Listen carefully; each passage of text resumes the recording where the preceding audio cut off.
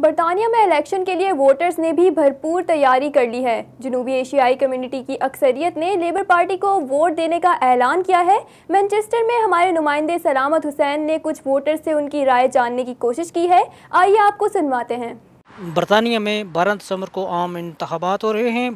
बरतानिया में एशियाई कम्युनिटी की एक अच्छी खासी तादाद आबाद है। आज हम एशियाई कम्युनिटी से जानेंगे कि वो किस पार्टी को वोट दे रहे हैं और क्यों वोट दे रहे हैं। हम लेबर पार्टी को वोट दे रहे हैं। मैं मेंबर हूँ लेबर पार्टी का भी, और एशियन लोगों के लिए ख़ास कर और ब्रिटिश जो यंग है उनके लिए ये लेबर पार्टी जो मंशूर उन्होंने पेश किया है वो बेहतर हमारे लिए। ख़ासकर NHS का ये जो टोरी का पिछला दौर गुजरा है बहुत प्रॉब्लम है लोगों को अपॉइंटमेंट के लिए, और डॉक्टर जो है वो उसके पास जो वो अपॉइंटमेंट नहीं देते। हमेशा वोट तो लेबर पार्टी को देते आए हैं, और इस वक्त जो हालात जा रहे हैं वो सबके सामने हैं। ये बच्चों के स्कूल की फीसें हैं,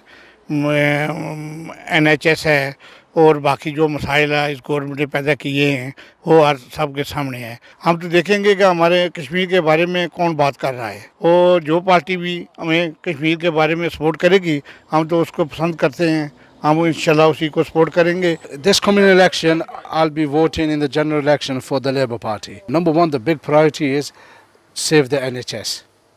They're going to put more money into the NHS, which is very, very fundamentally very important for this country.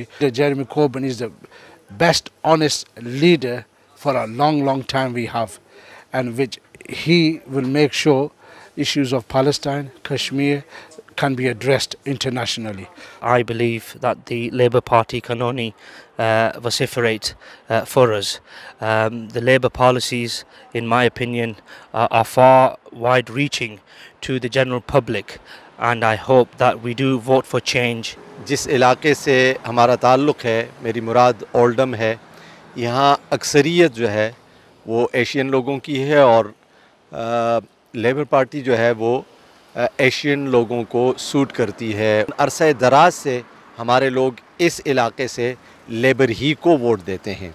हम तो हमेशा लेबर पार्टी को वोट देते आए हैं, और उसकी वजह यह है कि लेबर पार्टी ने काम ऐसे किए हैं जो हमारे लोगों के लिए, पब्लिक के लिए ज़्यादा फ़ायदेमंद है। मिसाल के तौर पर जिस कॉलेजेस, यूनिवर्सिटी की जो फ़ीस हैं वो उस ज़माने में कम थी, अब बहुत बढ़ गई हैं।